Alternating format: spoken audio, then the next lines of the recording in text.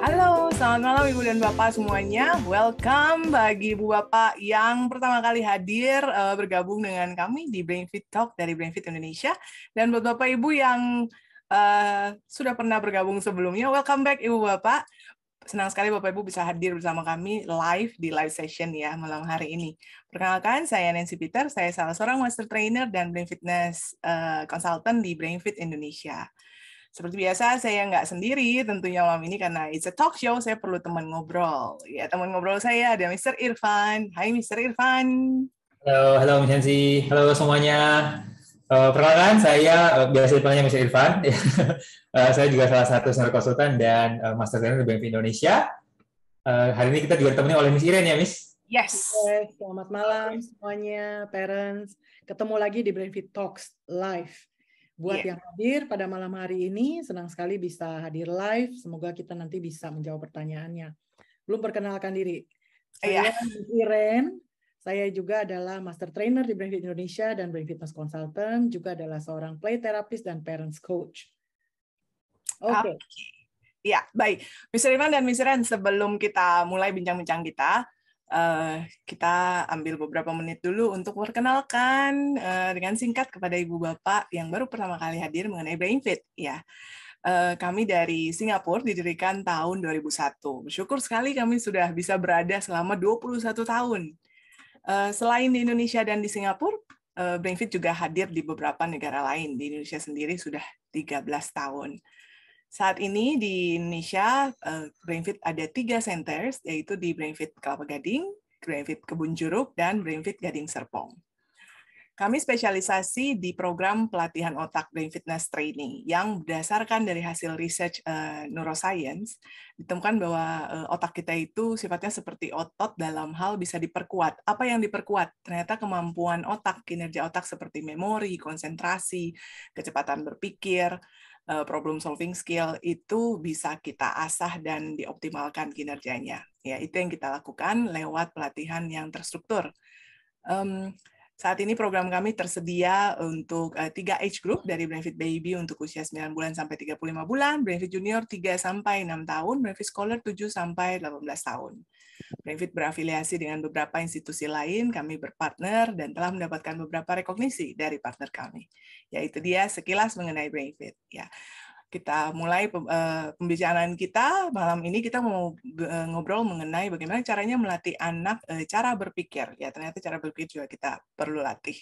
Nah, Ibu Bapak, karena ini talk show, kita akan ngobrol-ngobrol santai.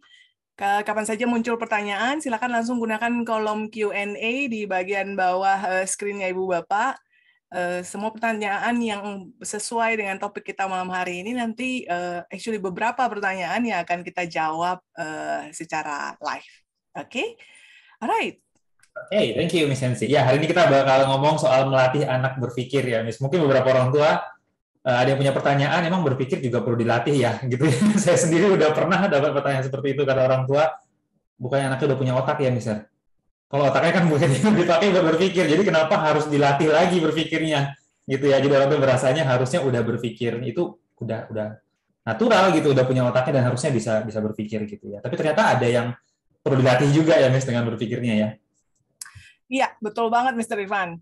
Nah, otak kita memang secara alami bisa berpikir. Nah, thanks to our frontal lobe ya di bagian depan sini, our focus brain or thinking brain. Itu lokasi di mana thinking brain-nya kita di depan sini. Nah, mengapa masih perlu dilatih cara berpikirnya? Karena kemampuan otak itu persis sama seperti kemampuan tubuhnya kita. Nah, tubuh kita memang secara alami kita bisa bergerak. Namun kalau misalnya mau menjadi atlet, kan perlu pelatihan khusus. Ya. Nah, begitu juga dengan otak. Jadi perlu latihan khusus dan spesifik untuk bisa melatih kemampuan berpikir yang di luar biasanya. Seperti itu. Dan penting sekali sebenarnya untuk melatih kemampuan berpikir nih pada anak. Karena anak atau orang dewasa deh yang punya kemampuan berpikir yang advance gitu ya, yang nggak biasa-biasanya. Yang kemampuan berpikirnya tuh extraordinary. Dia bisa mengambil keputusan dengan cepat, mudah untuk dia solving problem, menyelesaikan masalah yang dia hadapi. Dia bisa membuat perencanaan gitu ya dengan mudah perencanaannya pun bagus, hasil ide-ide pikirannya bagus, ya. Jadi kualitasnya, hasilnya dan prosesnya itu berbeda dengan ya orang-orang yang misalnya berpikir aja tapi tidak mengikuti sistematik atau struktur tertentu. Gitu ya. Nah, kalau kita ngomong soal berpikir ini sangat luas banget topiknya nih. Banyak banget yang bisa dibahas, terutama kalau kita ngomongin soal bagaimana nih melatih anak buat berpikir. Rasanya pengen ya bikin webinar seri gitu, tapi nggak apa-apa, kita akan bahas satu persatu. Berpikir buat anak yang paling penting itu menurut saya dari pengalaman pun adalah kita perlu melatih berpikir kritis. Kita juga perlu melatih berpikir kreatif. Kita perlu melatih berpikir reflective thinking. Ya, kita perlu juga melatih flexible thinking, berpikir secara fleksibel. Jadi dia nggak kaku juga gitu ya. Jadi banyak. Nah sayangnya waktu kita hanya 1 jam, kurang dari 1 jam di Brainfit Talks ini. Jadi untuk hari ini yuk kita bahas aja satu aja dulu, ya, yaitu ya topiknya tentang berpikir kritis dulu deh, karena itu mendasari semuanya sih sebenarnya dan itu penting banget ya. Berarti nanti akan ada seri berikutnya ya, Miss ya? Yes, kita akan adakan seri judul berpikir kreatif, berpikir yang lain deh gitu ya. So stay tune terus di Brainfit Talks. Oke.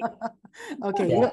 Kita mulai dari yang pertama tadi critical thinking dulu ya, Miss, atau critical thinking. Berpikir kritis gitu ya.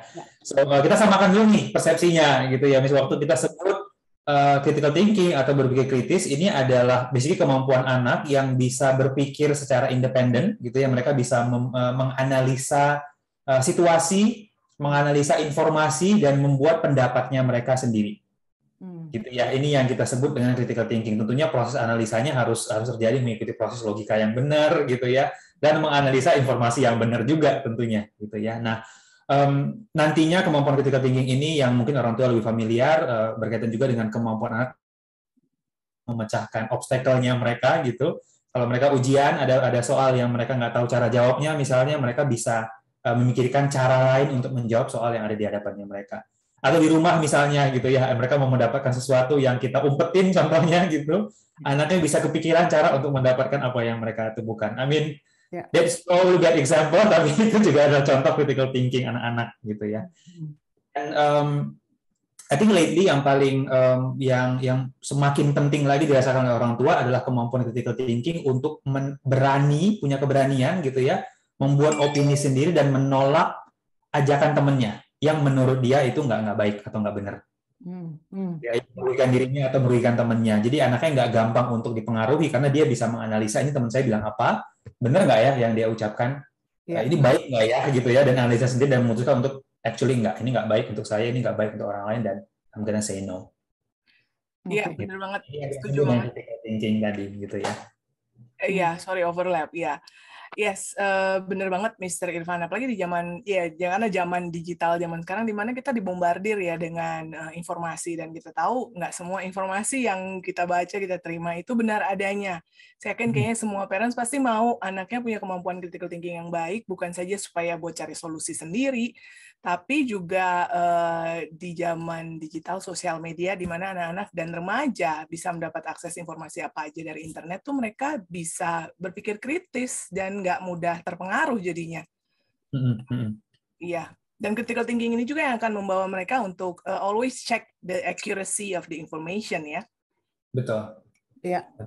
Makanya salah satu tips buat parents yang ingin saya berikan sekarang nih bukan critical thinking deh, tapi lebih kepada banyak parents kan yang merasa nggak aman dan bingung ya. Gimana, kapan ya kita mesti memberikan akses gadget nih kepada anak untuk mereka bisa explore internet atau media sosial gitu ya. Menurut saya memang kita bisa pakai patokan usia. Tetapi lebih baik dan lebih tepat kalau kita pakai patokan melihat apakah kemampuan critical thinking-nya anak ini itu sudah memadai untuk kita lepas sendiri mengeksplorasi internet, walaupun dia kayaknya katanya cari-cari informasi buat bahan PR-nya misalnya, atau mengeksplorasi sosial media atau komunitas-komunitas online gitu ya. Kalau belum memadai sebaiknya tidak dilepas dulu karena dia belum bisa menganalisa dengan logika apa yang benar, apa yang tidak, mesti dicek kebenarannya atau enggak, apakah ini akan merugikan saya atau enggak, dia belum bisa punya kemampuan itu. Ya, jadi selama critical thinking-nya ini belum memadai, sebaiknya tidak lepas dulu, walaupun mungkin usianya sudah 12 tahun atau usianya sudah 15 tahun. Jadi usia bukan jadikan sebagai patokan, karena ada anak yang mungkin 15 tahun tetapi belum cukup gitu critical thinking-nya. Ada anak yang mungkin 12 tahun, 10 tahun, tapi sudah cukup memiliki critical thinking yang memadai untuk memilah dan memutuskan mana yang oke buat saya, mana yang enggak, dan lain-lain. Ya, betul. Ini kayaknya paling sering terjadi sebenarnya di usia teenager ya, di mana anak-anak, di mana orang tua biasanya udah berasumsi bahwa kan udah teenager, kan udah SMP, kan udah SMA, jadi kita berasumsi bahwa harusnya critical thinking udah bagus gitu ya. Akhirnya kita pas, biarkan mereka bergaul dan buka internet sendiri gitu, tanpa kita sadari karena sebenarnya kemampuan berpikirnya belum cukup mumpuni sebetulnya gitu ya. Akhirnya mereka dapat pengaruh yang buruk dari temannya. Nah, akhirnya orang tua kaget sendiri, oh dari mana anak saya ngelakuin ini, dari mana dia bisa ngomong itu, kenapa dia ngelakuin hal ini dan itu. Dan biasanya itu karena tadi ya, kita asumsi bahwa anaknya udah harusnya udah bisa berpikir kritis gitu. Ya, jadi tidak menggunakan patokan usia ya untuk memberikan akses atau kebebasan gitu kepada anak, tapi lihat dari kemampuan critical thinking-nya. Iya. Ya, sebaiknya kritis. Ya, dan sebaiknya sebelum itu muncul atau belum matang atau belum kuat, sebaiknya dibatasi ya. Iya, betul. Ya. Oke, nah Miss Ren dan Mr. Irfan, apa ya yang menyebabkan ada anak yang sangat terasah kemampuan berpikir kritisnya dan ada yang masih lemah? Faktor apa tuh yang menentukan? Karena yang tadi kita bicarakan kan nggak terjadi dengan sendirinya, nggak terbentuk dengan sendirinya. Ini sesuatu yang perlu dilatih. Iya. Nah, kalau dari saya sih, menurut saya cara berpikir kritis nih, critical thinking itu bisa dibentuk dari kecil loh, dari usia sedini 3 tahun. Ya, pelan-pelan nanti kita masuk ke tips ya. Tapi yang pasti jika anak di rumah sejak 3 tahun sudah terbiasa diajak buat berpikir gitu ya, walaupun berpikirnya anak 3 tahun seperti apa sih gitu, tapi kita sudah asah, kita sudah stimulasi. Kita sering berkomunikasi, kita sering bercerita, kita banyak perkenalkan dia kepada banyak hal, kemudian kita diskusikan dan lain-lain gitu ya. Jadi ketika situasi di rumah itu terbentuk seperti itu, maka anak yang growing up ya, yang besar dan tumbuh di dalam lingkungan yang dipenuhi oleh orang-orang dewasa yang berpikir secara kritis dan mengajak dia berpikir, itu pasti akan lebih advance kemampuan berpikirnya dibandingkan sama yang maybe less stimulation, lebih sedikit exposure-nya terhadap proses berpikir. Topik diskusi kalau buat kayak pre-teens atau teenagers, topik diskusi di meja makan gitu. Hal-hal yang misalnya seseorang atau orang tuanya lempar pertanyaan apa deh, kemudian mereka bahas bareng-bareng gitu ya. Walaupun pertanyaannya misalnya mengenai games atau mengenai apa gitu, tapi ada bareng-bareng diskusinya, kemudian membahas pengetahuan-pengetahuan atau apa yang sedang terjadi dan lain-lain. Itu pasti berbeda dengan anak yang kurang exposure-nya terhadap hal itu. Itu satu ya, jadi faktor exposure. Otomatis ketika setiap hari secara otomatis dalam lingkungannya itu udah terbiasa untuk mengajak dia berpikir, membuat pilihan, mengambil keputusan-keputusan kecil buat dirinya gitu ya, berpendapat dan pendapatnya itu didengar, ya itu pasti otot berpikirnya sangat terlatih. Dimanapun dia berada, dia terbiasa untuk proses berpikirnya itu membentuk opini dia sendiri dari apa yang dia observe, dari fakta, dari informasi, apalagi kalau di guides gitu ya, untuk melihat apa nih kebenarannya, apa nih, coba carinya di mana faktanya dan lain-lain ya, itu kalau diajarkan.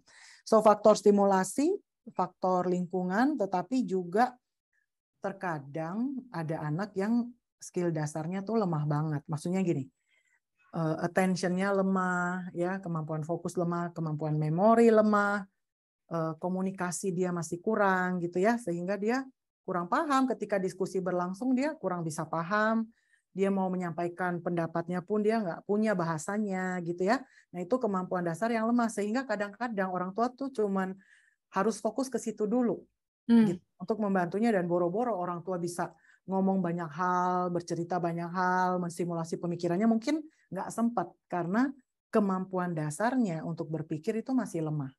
Bisa saja terjadi. Ya, ini yang membuat orang tua, mungkin tadi waktu Miss Iren share, mungkin orang tua ada yang berpikir, udah kok Miss, saya udah lakukan itu, setiap kali makan malam kita ajak anaknya ngomong, tapi kayak anaknya kayak nggak nyambung, kayak nggak tertarik dengan percakapannya, mungkin. Jadi orang tua merasa bahwa hasilnya, gitu ya. Misalnya di sini tadi yang Miss Iren sebutkan bahwa itu ada kaitannya dengan kemampuan dasar otaknya anak, gitu ya. Dan kemampuan dasarnya ada berapa ya, Miss? I think kemampuan otak untuk orang tua yang udah sering ikutan gitu, kemampuan otak itu ternyata ada banyak banget jenisnya, gitu ya, Miss. Tapi hari ini karena kita ngomongin critical thinking, ada beberapa kemampuan otak yang sangat krusial untuk critical thinking anak-anak, gitu ya. Nah, yang pertama adalah I think kemampuan menangkap informasi, ya.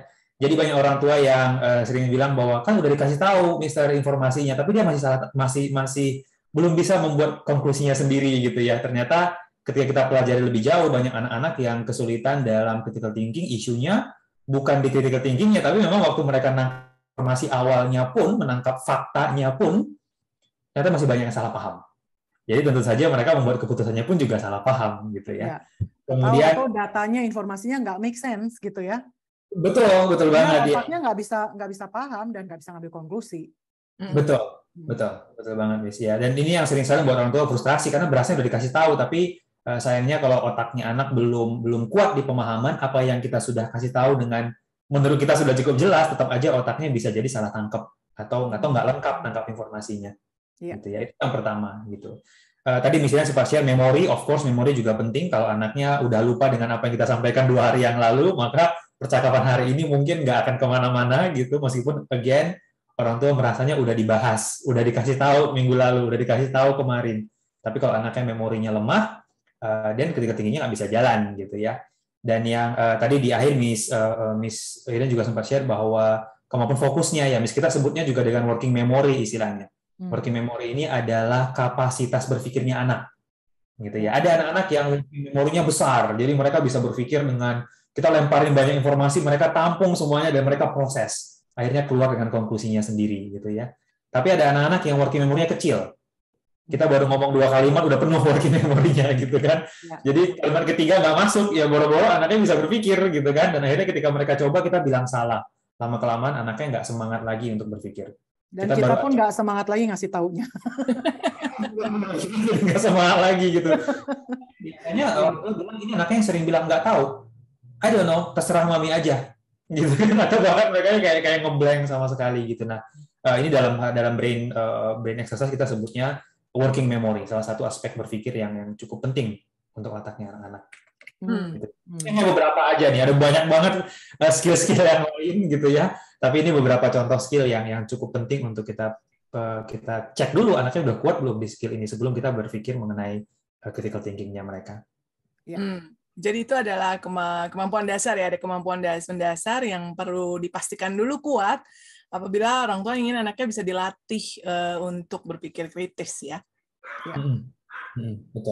Betul banget. Dan tadi ini juga ada pertanyaan yang menarik banget nih dari orang tua tadi ya, katanya bagaimana kita tahu anaknya udah punya kemampuan critical thinking yang cukup ya. Nah ini kayaknya di Brevity kita punya tools-nya ya, mungkin misalnya bisa share ya. Ya. Oh jadi tadi Mr. Irfan share ada 3 tadi skill dasar yang harus bagus dulu, optimum dulu. Baru seseorang anak itu bisa berpikir secara kritis. Ya. Yang pertama tadi adalah mengenai pentingnya dia untuk memahami informasi yang masuk, yang dia dengar. Secara kognitif kita sebut ini sebagai kemampuan auditory processing, visual processing. Karena informasi itu masuknya dari apa yang dia dengar, kalau visual apa yang dia lihat. Dia paham dulu nggak? Akurat nggak datanya atau faktanya atau informasinya. Ya, banyak anak yang lemah di situ sehingga tadi salah, informasinya nggak tepat, brain-nya nggak bisa make sense, nggak bisa making connections, dia nggak bisa comes up with solutions gitu. Oke? Nah itu tadi auditory processing dan visual processing. Nah yang kedua itu adalah long term memory, background information.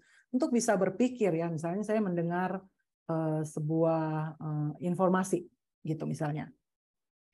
Anak misalnya temennya bilang, ikan aku gitu ya, itu bisa hidup di ikan aku itu walaupun lompat dan keluar dari kolam ya, tapi dia tetap bisa hidup loh gitu misalnya nih. Ini cuman ekstrim banget gitu ya. Nah kalau seorang anak mendengar itu, Kalau dia nggak punya background informasi atau knowledge, oh ikan itu harus hidupnya di air karena dia bernafasnya dari dia bisa bernafasnya di air. Kalau di luar dia nggak bisa, dia nggak punya background infonya, pengetahuannya nggak cukup, maka mungkin yang nggak punya pengetahuan cukup dia akan kayak percaya aja karena dia nggak punya dasar untuk mengcounter atau mempertanyakan.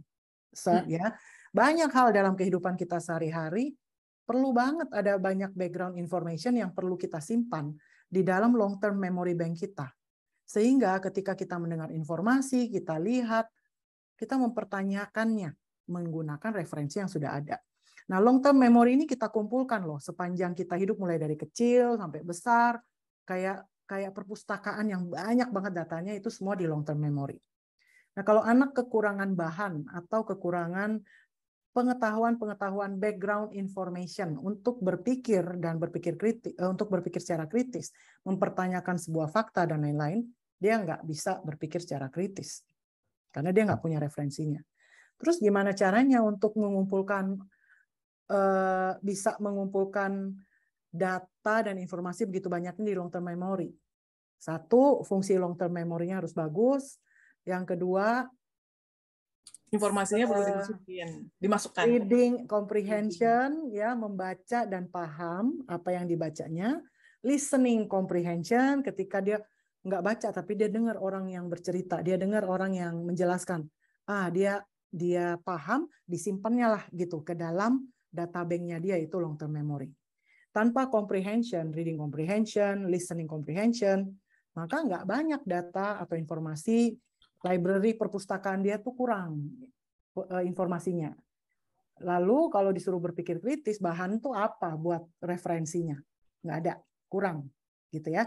So itu next adalah cognitive skills-nya. Kemudian yang ketiga tadi, buat berpikir itu butuh tempat buat berpikir. Tempatnya itu adalah di working memory, baik auditory working memory, visual working memory. Pada saat kita lagi berpikir, kita berpikir itu membandingkan beberapa hal, beberapa item atau namanya data atau informasi. Kalau ini begini berarti begini. Tapi kemarin kan aku membaca katanya begini, tapi dia bilangnya begini. Terus kalau dia bilangnya begini, jadi yang benar yang mana nih gitu ya? Kita proses berpikir. Banyak yang harus dia tampung, kemudian banyak yang harus dia olah di dalam kontainer working memory-nya dia. Nah, kalau working memory-nya dia kapasitasnya kecil, dia akan kesulitan untuk berpikir secara kritis. Karena berpikir kritis itu memproses banyak data. To come up with solutions, membuat perencanaan, dan lain-lain. Oke? So, all those itu adalah cognitive skill semua. Dan di BrainFit, kita punya assessment untuk mengecek kemampuan dasar ini. Gitu. Mungkin bisa di-share ya. Ke ekstensi ya, bisa tolong di-share. Oke. Cognitive map-nya kita ya. Iya. Ini dia Ibu Bapak. Jadi ini cognitive map assessment untuk mengukur kapasitas cognitive skills atau kemampuan mendasar otak anak. Dari hasil neuroscience ditemukan ada 5 bagian otak ya, 5 pilar otak. Pertama adalah motor, kemudian visual, auditory, focus, dan emotions. Ini contoh hasil reportnya. Kalau 100 itu perkembangannya sudah sesuai usianya. Nah, ini lebih detail lagi dari hasil CogMap Assessment menunjukkan profil kognitifnya anak-anak tadi, Miss Iren dan Mr. Irfan sebutkan mengenai long term memory, ya salah satu kemampuan mendasar yang diperlukan untuk bisa berpikir kritis selain informasi, supaya informasi pengetahuannya banyak, long term memory. Nah, long term memory itu kita rekam datanya itu dari visual, ada yang visual memory, ada yang auditory memory. Kemudian tadi kita mention juga working memory, kapasitas untuk berpikir kritis ya. Ini visual working memory, auditory working memory. Itu beberapa kemampuan dasar yang kita perlukan untuk berpikir kritis. Jadi di CogMap Assessment di BrainFit bisa lihat. Saya pikir ini juga menjawab ya pertanyaannya tadi salah satu parents yang tadi Mr. Irfan mention, dari mana kita tahu kemampuan anak untuk berpikir kritis apakah sudah cukup memadai atau belum. So, CogMap Assessment, apabila Ibu Bapak mau cari informasi lebih jauh, silakan hadir ke info session kami. Info session ini Ada linknya nanti sebentar lagi akan tercantum di chat atau bisa scan QR code berikut ini. It's a free session, Bapak Ibu bisa melihat informasi lebih jauh mengenai program Brain Fitness Training dan juga mengenai Cognitive Assessment. Buat Bapak Ibu yang hadir ada gift voucher Rp250.000 yang Bapak Ibu bisa manfaatkan untuk Cognitive Assessment-nya. Ya, itu dia Miss Iren mengenai Cognitive Assessment kita. Ya. Iya, tadi ada pertanyaan dari Ibu Gali kalau nggak salah ya, hopefully udah terjawab ya Ibu, dan parents yang lain yang mungkin juga penasaran gimana caranya mengukur kemampuan critical thinking-nya ya. Iya, iya. Jadi yang kita ukur di cognitive map itu adalah kemampuan dasarnya ya, gitu. Karena tanpa kemampuan dasarnya aja masih lemah, ya biasanya itu akan mempengaruhi critical thinking. Ya. Oke? Nah, sekarang kita mau masuk ke tips aja nih, karena kan kita ingin lebih ke caranya nih, gimana apa yang parents bisa lakukan. Betul, betul banget. Tapi kalau orang tua yang ada pertanyaan, boleh langsung diketik aja pertanyaannya di Q&A. Nanti kita akan jawab juga pertanyaan dari orang tua, gitu ya, Miss? Iya. Iya. Oke. Let's go to tips. Jadi sebelum kita masuk ke tips yang akan kita berikan ini adalah cara melatih cara anak berpikir secara kritis. Tetapi tips yang kita berikan ini berasumsi bahwa ia sudah memiliki kemampuan dasar yang bagus. Artinya working memory oke, reading comprehension-nya sudah pas gitu ya, listening comprehension sudah oke. Kemudian tadi yang pertama tuh kemampuan apa tuh? Auditory processing ya, dan visual processing-nya sudah bagus. Jadi pokoknya semua yang dibutuhkan tuh yang dasar itu sudah oke. Sekarang kita tinggal melatih cara berpikirnya. Oke, tinggal membentuk habitnya, tinggal melatihnya. Nah, pesan saya adalah kalau parents misalnya merasa bahwa waduh dia processing dasarnya aja masih kurang, sebaiknya fokus ke situ dulu, karena nanti kalau tetap dilatih ke critical thinking mungkin akan ketemunya tuh banyak, artinya kok nggak bisa, akhirnya baik parentsnya jadi discourage, tidak semangat lagi ya, anaknya pun jadi frustrasi karena basically dia nggak bisa, padahal sebenarnya ada kemampuan dasar yang masih perlu ditingkatkan ya. Jadi catatannya adalah itu. Oke, yuk sekarang kita langsung dulu aja ke tips nih. Mana ya supaya parents di rumah bisa membangun kemampuan critical thinking ini pada anak. Ingat bahwa dari usia 3 tahun pun kebiasaan di dalam rumah, kebiasaan komunikasi sama anak dan berpikir ini sudah bisa dibangun. Ya. Oke, saya actually mau point out ke yang pertama tadi, Miss, yang tadi sebelumnya Miss Iren share mengenai tapi memorinya, ya, menjadi memory bank-nya ya, Miss, kapasitas informasi dan ada di kepala anaknya gitu ya. So, the first tips yang pertama adalah sejak usia dini biasakan untuk menjelaskan sesuatu kepada anak-anak. Anything and everything yang mereka tanyakan, spend the time benar-benar ambil waktu untuk menjelaskan kepada anak tentang pertanyaan yang mereka lemparkan, apapun itu pertanyaannya. Gitu ya, anak-anak. Ini actually ada hubungannya dengan pertanyaan dari Bu N. Gustiani ya, katanya bahan atau data apa yang kita perlu input ke memori anak supaya anaknya bisa berpikir kritis. Nggak ada jawaban pastinya, Ibu. Basically jelasin aja dan kasih segala bentuk informasi apa aja yang anaknya menarik, yang tertarik langsung dijelaskan. Iya. Semuanya aspek. Semua aspek. Ya. Semua bidang. Apa aja yang dia tanyakan kita jelaskan gitu ya. Mungkin akan ada pertanyaan anak yang kita sendiri nggak tahu jawabannya gitu ya, karena pertanyaannya mereka bisa random apa aja gitu. Dan kita bisa bilang ke anaknya bahwa kayaknya pertanyaannya bagus banget ya, tapi kayaknya papa juga belum tahu jawabannya. And then cari bareng-bareng gitu ya. Zaman sekarang udah ada Google, it's in your phone anywhere gitu. Google bareng-bareng, kita baca bareng-bareng. Oh ternyata jawabannya ini loh. Oh ternyata katanya itu begini loh jawabannya, dan ajak anak-anak untuk melihat bahwa ternyata di dunia itu ada banyak sekali jawabannya, dan nothing is too much istilahnya gitu. Mereka bisa belajar apapun dan mereka bisa simpan di memorinya mereka untuk suatu saat nanti mungkin akan perlu ketika mereka butuh critical thinking. Iya, dia butuh referensinya gitu kan? Butuh referensinya, butuh datanya, butuh faktanya. Gitu ya.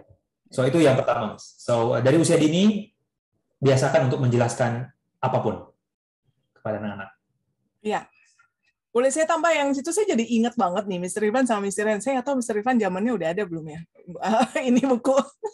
Itu loh, Bapak Ibu, tahu nggak yang ada series Why ya? Why. Oh, mengapa begini? Ya, mengapa begini? Mengapa begitu gitu ya. Mr. Ivan berakhir belum? Itu masih ada sekarang juga serinya, Miss. Oh, iya, ada yang itu saya yang kurang gaul. Ya, orang tua yang banyak ya anak-anak zaman dulu yang suka banget nanya why dan nggak habis-habis pertanyaannya gitu kan. Why? Why gitu kan. And I think ya nggak apa-apa dijawab aja gitu ya, Miss. Dan kalau perlu beli bukunya dan biarin mereka baca sendiri. Idea. Ya, betul. Jadi curiosity-nya itu kan, rasa ingin tahunya dia akan terus bertanya why. Sebenarnya kalau pertanda, aduh anak saya kok sering banget tanya kenapa sampai bosan saya jawabnya. Well, ketahuilah bahwa dia kalau bertanya why, berarti dia punya curiosity. Kalau anak tidak bertanya, sering bertanya why, nah itu kayaknya perlu lampu kuning. Kenapa ya dia nggak punya curiosity? Rasa ingin tahu. Itu malah perlu warning gitu. Ya, betul. Ya. So that's tip for me. Silahkan, Mrs. yang lain ada mungkin? Oke, baik. Kalau dari saya tipsnya salah satu hal yang parents perlu ingat lakukan adalah pause and wait. Berikan anak cukup waktu untuk dia menjawab sebuah pertanyaan ataukah mencari tahu sebuah alasan kenapa atau mengerjakan suatu hal ya. Karena biasanya basically mereka masih perlu waktu lebih lama aja untuk menjawab, untuk berpikir. Dan biasanya kebanyakan kita kurang lama memberikan waktunya, akhirnya kita rescue atau udah langsung ngasih tahu jawabannya. Seperti itu. Jadi pause and wait, berikan mereka waktu pada saat kita bertanya, kenapa gitu, mengapa begini, mengapa begitu. And then kasih waktu dulu sebentar, kalau benar-benar nggak tahu, baru kita cari bareng-bareng jawabannya. Tapi biasanya sih anak give them time to think, mencoba berpikir itu juga salah satu melatih untuk berpikir. Walaupun nanti akhirnya setelah dia coba pikirkan, nggak ketemu jawabannya, nggak apa-apa. It's giving that time to think. Itu sih. Ya, karena critical thinking itu juga nggak mudah ya, Miss, untuk critical thinking. Capek ya, critical thinking itu capek gitu kan. Ya, itu sangat kompleks kan prosesnya di dalam brain. Benar banget. So tadi mungkin tips yang saya dan Miss Nancy bagikan so far itu kita membiasakan anak untuk yang apa-apa. It takes time. Kadang-kadang mikirnya mungkin capek dan nggak ketemu jawabannya juga gitu, nggak apa-apa. Yang penting punya habit untuk berpikir, cobain. Iya. Take your time gitu ya. Iya. Dan sisi plusnya lagi kita juga melatih anak untuk berlatih untuk memberikan waktu kepada anak adalah begini. Kalau kita terburu-buru on the other end, kalau kita terburu-buru atau menunjukkan seolah-olah ayo kita nggak sabar nih pengennya kamu segera jawab, ayo dijawab gitu. Anak-anak bisa membaca itu akhirnya karena mereka tahu bahwa oh ya aku di-expect untuk jawab cepat kan. Jadinya nggak berpikir main jawab aja gitu. Jadi their very first gut reaction karena mereka nangkepnya terbiasa bahwa kalau ditanya sesuatu aku harus langsung jawab nih karena nggak ada waktu untuk berpikir. Itu sih. So pause and wait. Give them time to think. Sehingga akhirnya terbentuklah kebiasaan asal jawab gitu ya. Ada satu hal sih saya mau tambahkan itu yang penting tuh adalah bangun habit. Tadi Miss Nancy kan bilang bahwa jika kita tanya sebuah pertanyaan atau dia nanya sebuah pertanyaan, kita bukan langsung kasih tahu, tapi mungkin kita mungkin tanya balik, gitu ya, supaya dia jadi berpikir juga. Terus kita pikir bareng-bareng sama dia. Nah, walaupun dia nggak nemu jawabannya, yang paling penting adalah usaha untuk mencoba berpikir, itu yang penting. So, jawaban benar atau salah itu, kalau kita lagi mau bangun habit berpikir ya, jawabannya benar atau salah itu nggak jadi masalah. Tapi exercise otot berpikirnya, walaupun at the end jawabannya kayak, apa mungkin ini ya, apa mungkin itu, dan nggak ada yang benar misalnya. Jawabannya dia. It's fine. Yang penting dia sudah memikirkannya daripada dia asal jawab. Terus yang kedua, biasakan dia ketika dia berpikir, temani dia berpikir sampai proses berpikir selesai.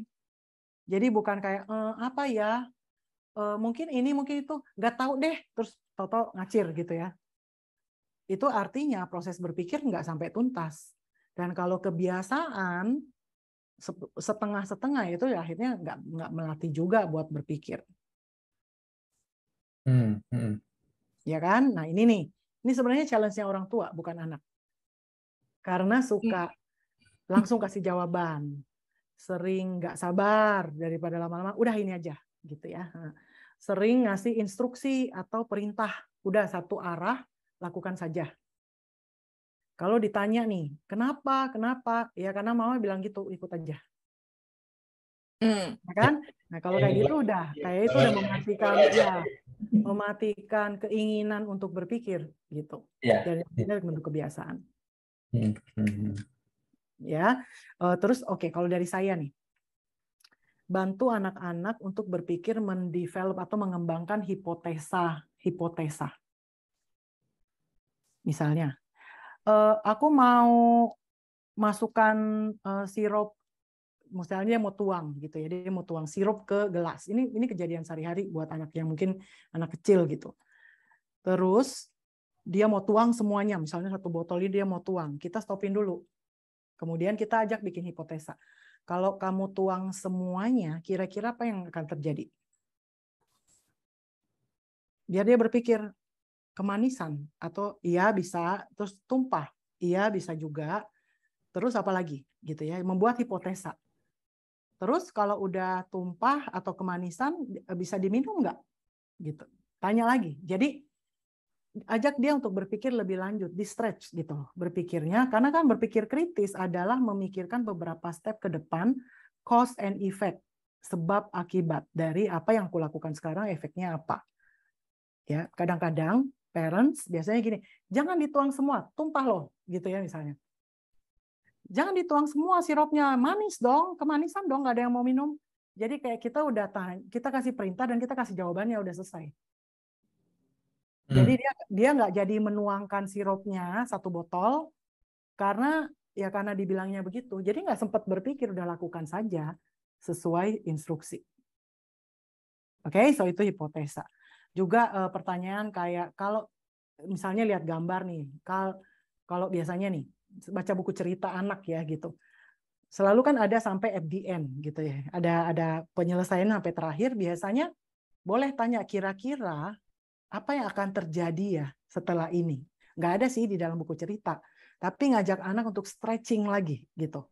Jadi kalau baca buku cerita, kita hanya menerima kan cerita yang ada di buku. Nggak sempat berpikir gimana-gimana gitu ya. Tapi kalau kita coba menebak-nebak what comes next kira-kira, nggak ada yang salah, nggak ada yang benar sih, tapi ya kita stretch gitu untuk berpikirnya. Itu dia. So stretch, ngajak dia untuk berpikir lebih step by step. Saya suka banget, Miss Irene, Mr. Irfan. Ini kira-kira saya lepas, apa yang terjadi? Membantu. Gitu, Miss. Selain kita bantu anak-anak untuk membentuk hipotesa, misalnya contohnya anaknya mau nambahin air, mau nambahin gula kebanyakan misalnya gitu kan. Kita ajak anaknya untuk berpikir kira-kira kan hasilnya gimana gitu kan. Mungkin akan ada anak-anak yang akhirnya mereka pengen beneran mencoba gitu kan. Betul. Ya. Bisa yang berikutnya ya kadang-kadang ya kita harus temenin anaknya bereksperimen. Ya. Bantu mereka, temenin mereka untuk ngelihat hasilnya apa dan mereka akan belajar dari situ. Ya. Gitu kan? Karena awalnya semua anak I think pasti punya level curiosity atau rasa ingin tahu yang cukup besar. Tapi terkadang karena mereka udah keburu dibilang, ntar kalau gitu kemanisan loh, kayak tadi misalnya disebutkan, ntar kemanisan loh, akhirnya mereka udah nggak mau coba lagi. Ya akhirnya terbentuklah kebiasaan bahwa apapun yang saya mau coba lakuin akan ada orang yang lain yang ngasih tahu, tanpa saya harus berusaha untuk mencari jawabannya. Nah jadi terkadang ketika anak menunjukkan rasa ingin tahunya, kita perlu temenin, ya udah yuk kita cobain, coba deh tambahin gulanya, mau tambah berapa sendok? Aku mau tambah 5, kita udah tahu itu pasti kebanyakan gitu kan, cobain aja gimana hasilnya. Ya. Gitu udah pasti hasilnya akan kemanisan, biarin mereka cobain, gimana coba rasanya. Oh iya benar kemanisan, oke yuk kita coba lagi, ambil gelas yang lain. Coba kalau yang ini isinya 3 aja, 3 sendok gitu kan, hasilnya gimana. So ajak mereka untuk, I know it can berantakan kadang-kadang ngerepotin gitu, tapi ya kalau kita mau tingkatin critical thinking ya mereka harus benar-benar experience gimana rasanya bereksperimen, gimana rasanya kalau saya cobain begini hasilnya gimana, kalau begini gimana, kalau begini gimana. Gitu. Dan tentunya, of course tentunya kita harus pastikan anaknya aman ya, safety is first gitu. Ya. Tapi terkadang kita benar-benar perlu temenin mereka untuk bereksperimen dan biarkan mereka melihat sendiri hasilnya gimana dan belajar dari kejadian tersebut. Ya. Gitu. That's my second tip. Saya mau tambahkan, boleh bereksperimen selama itu tidak melanggar prinsip safety.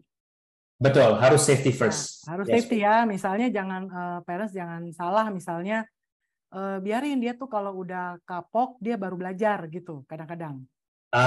Iya. Right? Misalnya jangan main di tangga nanti jatuh loh gitu. Ternyata anaknya mau nyoba-nyoba dan parentsnya bilang oh ya nggak apa-apa biar kasih dia coba, kan eksperimen. Nah kan itu bukan safety. Ya, Iya. so boleh bereksperimen dan silakan bereksperimen seluas-luasnya, tapi tetap dengan prinsip utama yaitu menjaga keamanan.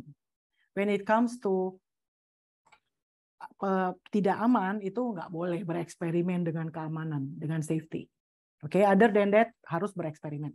In fact, kalau saya bilang anak balita sampai usia mungkin 6-7 tahun, itu dia belajarnya, nambah background infonya, itu dari eksperimen real life situations. Ya.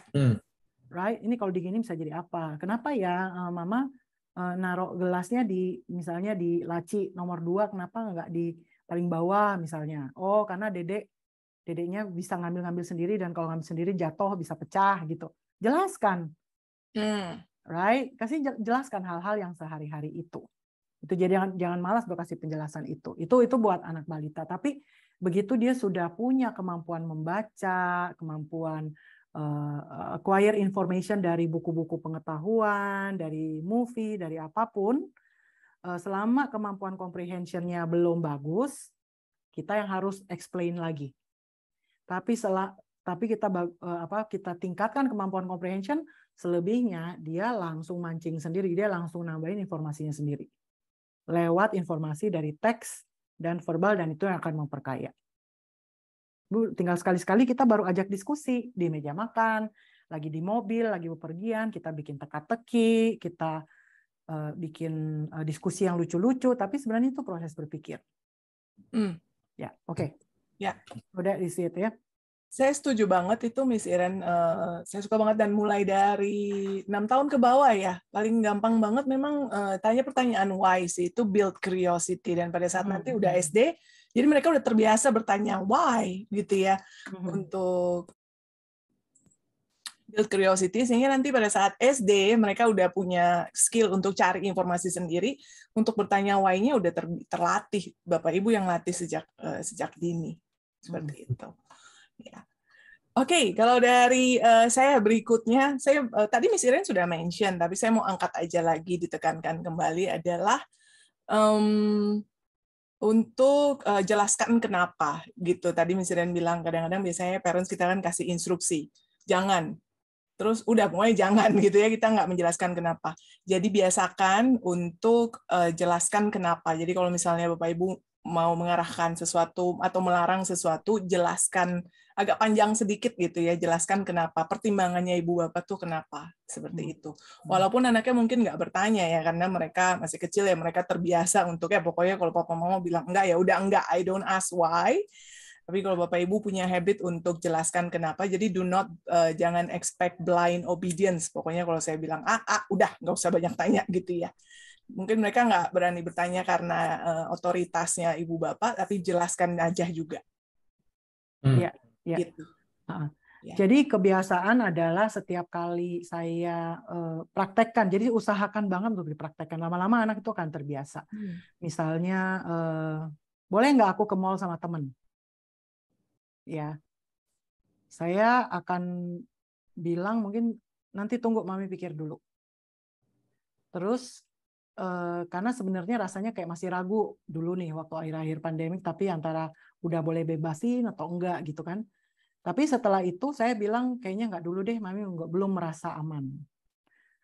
Bukan cuma ngerasa, tapi lebih kepada nih ada berita nih, angka COVID tuh masih tinggi, terus ada pengalaman teman mama masih begini. Karena itu membuat mami merasa nggak aman. Jadi kayaknya mami belum berani deh kasih. Jadi kasih penjelasan. Jadi dia tahu bahwa setiap keputusan yang kita ambil itu sudah kita pertimbangkan dan ada dasarnya. Bukan cuma sekedar because I said so. Ikut aja. Oke, jadi kita aja yang contohkan juga ketika kita memberikan keputusan-keputusan itu, kasih penjelasan. Right. Ya. Oke. So, my tips, kalau tips kedua dari saya tuh adalah kita ajarkan dan bentuk kebiasaan open-mindedness. Open-minded tuh ini ada mirip-miripnya sih, sama nanti kalau kita bahas tentang flexible thinking gitu ya.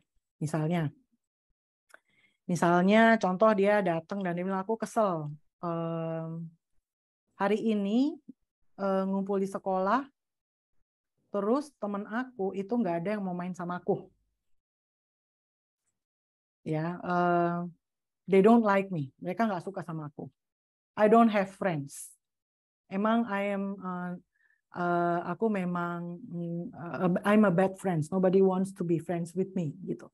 Itu adalah sebuah pemikiran dia.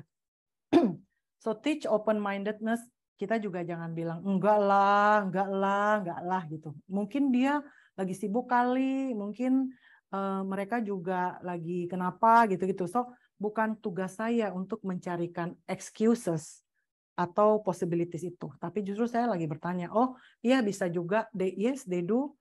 Mungkin mereka memang berpikir hari ini lagi nggak mood sama kamu gitu.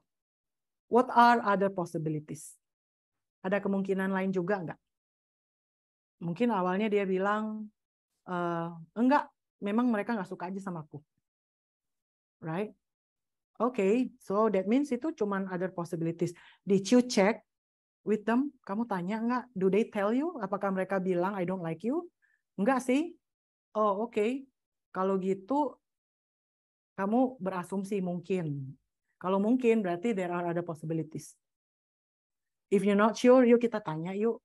WA aja, tanya, cross-check informasinya, dan lain-lain. So, teach open-mindedness means setiap kali dia mau mengambil sebuah kesimpulan tanpa dasar, kita ajak dia untuk mencari tahu what's behind it, real informasinya tuh apa, ngecek kebenarannya bagaimana caranya, kecuali kamu dengar sendiri, atau kamu baca sendiri, atau ada datanya, dan datanya itu coming from reliable source, berarti ini bisa dipercaya, yang ini nggak bisa dipercaya. Itu semua butuh guidance dari kita, dan teachable moments adalah ketika mereka benar-benar mengalaminya, disitulah saat yang paling tepat buat kita ajarin. Gitu ya, so I would say gitu, teach open-mindedness, sama kebiasaan untuk mencari fakta atau kebenaran. That's it. Oke, jadi sudah 6 ya tips kita. 6 tipsnya, sudah banyak banget ya. So silakan dicobain Ibu dan Bapak yang sudah hadir ya. Semoga tadi tipsnya cukup clear. Untuk yang mungkin tadi ada tips yang kelewatan, nanti sesi ini kita akan upload ke YouTube channelnya Brainfit Indonesia ya, Miss. Kita channel Brainfit Indonesia, silakan di search, di situ ada semua episode-episode Brainfit Talk sebelumnya yang sudah berjalan itu ada di situ, termasuk sesi malam hari ini pun nanti dalam beberapa hari ke depan kita akan upload di situ. Jadi kalau ada tips yang tadi kelewatan boleh di-review kembali videonya. Gitu ya. Tapi mengingatkan kembali nih Miss ya dan Mrs. Bahwa tadi tips yang kita berikan itu adalah tips yang mengasumsikan kemampuan dasar otak anak sudah kuat. Ya, tadi ada beberapa pertanyaan dari orang tua yang merasa sudah menerapkan tips tersebut tapi ternyata hasilnya tidak sesuai dengan harapannya mereka. Nah, ini adalah contoh di mana mungkin orang tua perlu pelajari dulu kemampuan otak anaknya sudah selevel mana. Dan untuk ini tadi Brainfit ada asesmennya, silakan dipertimbangkan asesmennya, mungkin akan memberikan informasi yang cukup clear untuk orang tua mengenai kemampuan dasar otak anaknya. Oke, kita jawab beberapa pertanyaan ya, Miss. Ini ada banyak banget nih. Banyak nih Q&A. Iya, betul. Ada satu pertanyaan yang mungkin saya akan jawab dengan singkat aja dari pertanyaan dari Bu Widya Utami, sampai umur berapa anak bisa dilatih critical thinking-nya? Dan jawabannya adalah sampai seumur hidup ya, Bu Widya. Adalah kemampuan otak, dan kita sudah tahu bahwa kemampuan otak itu bisa dikembangkan di usia berapapun. Yang artinya kemampuan critical thinking bisa diasah dari usia sampai usia berapapun, gitu ya. So, itu sudah terjawab ya. Nah, ini ada pertanyaan dari Bu Kezia, Miss. Bagaimana caranya bagaimana menguatkan kemampuan dasar yang masih lemah? Nah, ini berhubungan dengan yang tadi kita bahas ya, Miss. Mungkin Miss Iren atau Miss Nancy mau share? Miss. Miss. Ya. Miss Iren masih nggak freeze, oke. Miss Iren lagi freeze? Oh, enggak. Bagaimana menguatkan kemampuan dasar? Oh ya, itu tadi. Basically kemampuan dasarnya kan ada 3 ya. Auditory processing, visual processing, bagaimana caranya supaya akurat dia menerima informasi. Yang kedua adalah mengasah long term memorinya agar bisa menyimpan banyak pengetahuan. Yang ketiga adalah mengasah working memory. Bagaimana caranya mengasahnya? Tentunya number one, yang paling gampang, paling cepat adalah brain training. Yang kedua, ada strategi yang bisa dilakukan oleh parents, tapi saat ini nggak bisa kita jelaskan di sini. Tapi kita punya videonya, kita punya sesi yang pernah kita membahas satu persatu malah, gitu ya, di YouTube channel. Jadi silakan visit YouTube channel itu dan pilih judul yang sesuai. Kita pernah ngebahas khusus tentang working memory, kita pernah ngebahas khusus tentang reading comprehension, gitu. Ada beberapa dan banyak yang lain ya. Jadi silakan visit itu. Ya, oke. So yang cara paling pertama adalah brain training tentunya ya, Miss. Karena ini kemampuan otak dan kemampuan otaknya perlu dilatih dengan latihan otak tentunya, gitu ya. Itu ada informasinya juga nanti di info session yang tadi Miss nanti sempat bagikan ya. Jadi orang tua yang pengen tahu lebih jauh bagaimana meningkatkan kemampuan otak anaknya selain tips yang tadi kita udah share, silakan hadir ke sesi info session. Di sana akan ada banyak informasi yang kita bagikan mengenai cara mengasah kemampuan dasar otak anaknya ya. Oke. So banyak banget pertanyaan. Ada satu lagi nih pertanyaannya. Ini dari Bu Lidiawati ya. Bu Lidiawati bertanya, anaknya usia 4 tahun. Pertanyaan pertamanya adalah sejak usia berapa anaknya bisa dibangun kemampuan critical thinking-nya, gitu ya. Dan apa yang terjadi jika working memory-nya mungkin maksudnya ya, working memory anaknya lemah, apakah masih bisa dilatih critical thinking? Oh ya banget. Pertama latih dulu working memory-nya. Oke, harus working memory dikuatin dulu ya. Memory dulu. Ya, kalau enggak kita langsung ke critical thinking, kita frustrasi aja gitu. Anaknya juga frustrasi. Karena kan kapasitas tempat buat berpikir dan tempat ngumpulnya semua informasi buat berpikir itu nggak cukup. Iya. Ya, nggak begitu optimum. Jadi usia 4 tahun apalagi itu masih muda banget, cepat banget berubahnya jika dilatih karena neuron connections-nya itu masih sangat fleksibel gitu, dan itu masuk ke dalam periode emas gitu ya kalau kita ingin merubah dan meningkatkan koneksi-koneksi di otak. Jadi tips yang tadi kita bagikan bisa banget diterapin di usia 4 tahun, mulai usia 4 tahun gitu ya. Tapi kalau orang tua punya kekhawatiran dengan working memory-nya, dan itu perlu dilatih dengan latihan khusus untuk working memory-nya. Gitu ya. Oke, thank you Miss Iren. Oke, ada lagi nih, banyak banget pertanyaan bagus nih. So saya pilih, kayaknya kita nggak bisa jawab semuanya karena ada banyak banget. Ini. Ya, dan nanti saya gantian baca pertanyaannya, gantian dengan Mr. Irfan.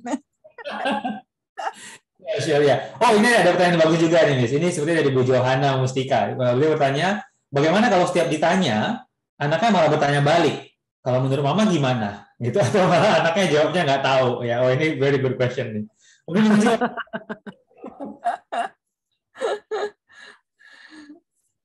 gimana kalau misiran saya, coba saya ya.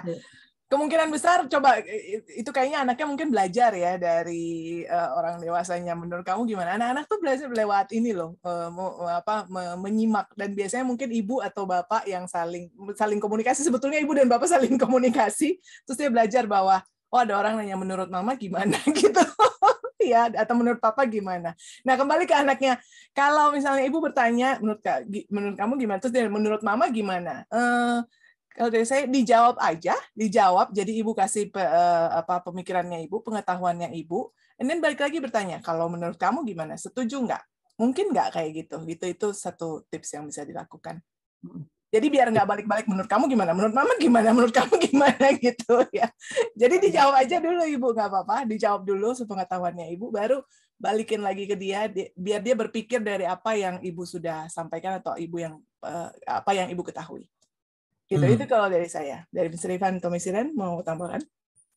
Ini actually berhubungan dengan tadi tips kita bahwa kita mau kasih aja informasi untuk anak-anaknya kumpulin gitu ya, informasi atau datanya mereka, dan mungkin aja data yang si anak ini perlukan adalah data dari perspektif orang tuanya, mungkin dia mau tahu menurut mamanya gimana gitu kan, dan so nggak ada salahnya untuk kita jawab aja, biarkan itu menjadi tambahan bank informasi dalam otaknya. Gitu ya. Ya, betul. Bisa juga ini memang butuh seni gitu ya. Jadi kalau dia balik bertanya kita kasih tahu. Terus habis itu kita stretch lagi. Terus kalau udah gitu kira-kira menurut kamu habis ini apa ya yang bisa terjadi? Atau kira-kira ada kemungkinan lain nggak ya kalau menurut mama begini? Karena gini. menurut kamu kira-kira ada kemungkinan lain nggak ya? Misalnya dia pun jawab, nggak tahu.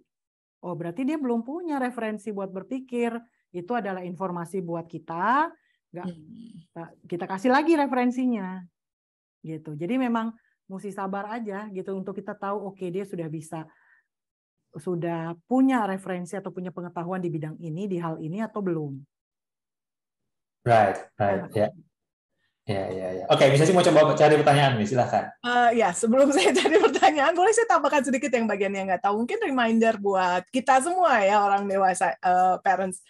Kadang-kadang kita worry atau concern kalau anaknya sering jawab nggak tahu, gitu. Kadang-kadang nggak ada salahnya loh ngomong nggak tahu, karena memang benar mereka belum punya informasinya. So, sometimes kadang-kadang nggak ada salahnya, there's nothing wrong with answering nggak tahu. Ya, jadi benar banget yang tadi Miss Iren bilang, ya dia belum punya informasinya dan dikasih tahu gitu ya. Oke. Tadi tuh saya mau jawab, baca pertanyaannya ibu yang tadi Miss Irfan, Ibu Johana ya. Oke, baik.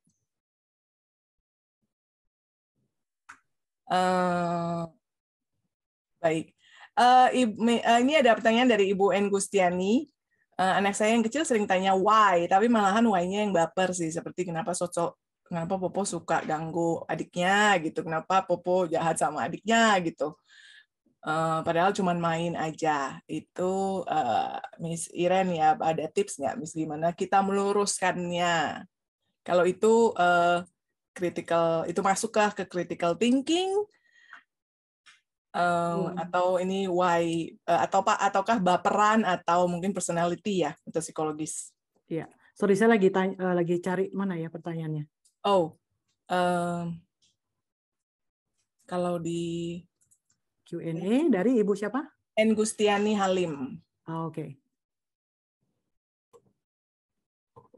Malahan why yang baper, seperti kenapa Popo suka ganggu Domi, kenapa Popo jahat sama Domi, padahal Poponya cuma iseng main sama dia. Itu gimana kita luruskan? Oke. Kalau ya itu sih lebih ke baper kan. Mungkin maksudnya emosi dong. Bukan baper loh, dia benar-benar ngerasa sebel. Gitu ya. Tapi atau kita mungkin sorry Miss, atau mungkin sedang mau mengerti perilaku orang lain ya. Ya mungkin dia ingin perilaku orang lain. Jadi mungkin explore, kalau dia lagi ngomongin perasaan, explore perasaan sama dia gitu. Kamu nggak suka ya, Popo mungkin maksudnya mau bercanda, kira-kira apa lagi ya gitu. Jadi kenapa ya, mencoba untuk, tergantung nih anaknya usia berapa, tapi saya assume sudah bisa diajak mencoba memprediksi behavior orang lain gitu. Mencoba menganalisa dan mengerti perilaku orang lain. Kira-kira kenapa ya kok Popo begitu? Apa karena Popo pengen jahat atau sebenarnya Popo pengen main? Atau sebenarnya Popo pengen apa ya, ngajak, kalau main kan sebenarnya mungkin Popo sayang gitu. Tapi kok sayangnya begitu? Iya ya, kita tanya yuk gitu. Jadi coba kasih pengertian-pengertian gitu. Sometimes sesuatu yang nggak bisa kita cari informasinya. Biasanya saya selalu akan ngajak untuk cari kebenaran dari informasi, itulah critical thinking. Mengajarkan jangan percaya gitu aja, asumsi atau judgment apapun. Cari kebenarannya, itu intinya gitu ya. Jadi kalau mengenai Popo yang suka godain dan lain-lain, nah kebenaran informasinya tuh apa? Kalau bisa difasilitasi ya coba tanya sama Poponya di depan dia gitu ya. Popo, Domi nanya nih, kenapa ya Popo suka misalnya jahilin, kenapa Popo kok suka jahat katanya. Popo kenapa ya? Suruh Poponya yang jawab. Jadi itu adalah datang langsungnya dari sumber informasi. Daripada kita berasumsi. Itu salah satunya lah ya untuk memfasilitasi hal-hal seperti itu ya. Right. Dibawa ke open-mindedness ya. Ya, dibawa ke open-mindedness dan ajak dia untuk langsung cari sumber informasi yang akurat daripada berasumsi atau judgement yang tidak berdasar. Ya. Yeah, that's good. Yeah. Okay, so udah jam 8:30, so I think we need to end the session soon. Ya, betul. Oh, padahal masih banyak nih ya. Aduh. These are all very good questions. Sorry, Bapak kita nggak bisa go through every single one of your, nggak bisa dijawab semua pertanyaannya ya, karena waktunya nggak. Tapi hopefully yang kita udah share sejauh ini ada yang overlap pertanyaannya dan jawabannya mungkin udah kejawab sebagian gitu ya. Untuk orang tua yang pengen tahu lebih jauh, tadi ada info session yang orang tua bisa hadiri. Ya di situ siapa tahu di situ kita bisa tanya jawab lagi nantinya ya. So info session ini is a free session, silakan dihadiri. Nanti di sana ada informasi mengenai programnya dan mungkin akan ada tanya jawab juga mengenai pertanyaan yang belum sempat di-cover di sesi malam hari ini ya. And then nanti kita ketemu lagi 2 minggu lagi ya, Mrs. Kita punya sesi Brainfit Talk lagi di tanggal 21 Juni. Ya, hari Selasa juga 2 minggu dari sekarang. Topiknya adalah melatih anak yang mudah orang tua yang merasa anaknya gampang banget fokusnya teralihkan gitu ya. Nanti kita akan bahas lebih jauh di sesi tanggal 21 Juni nantinya. Iya. Gitu ya.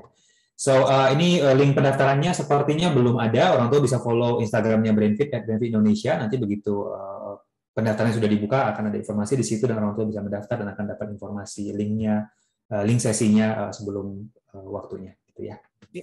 2 minggu lagi. 2 minggu lagi betul ya. Okay, so I think that would be all. Miss Nancy dan Miss Iren, thank you so much. Terima kasih Bapak yang sudah hadir di malam hari ini. Jangan lupa dalam beberapa hari kemudian sesi ini akan diupload juga di YouTube channelnya Brainfit. Silahkan ditonton lagi atau mungkin di-sharing kepada parents lain yang tidak sempat hadir di sesi malam hari ini. And we will see you guys on our next event. 2 minggu lagi, sampai ketemu. 2 minggu lagi, ya. Selamat malam semuanya. Selamat malam Ibu Bapak. Selamat malam.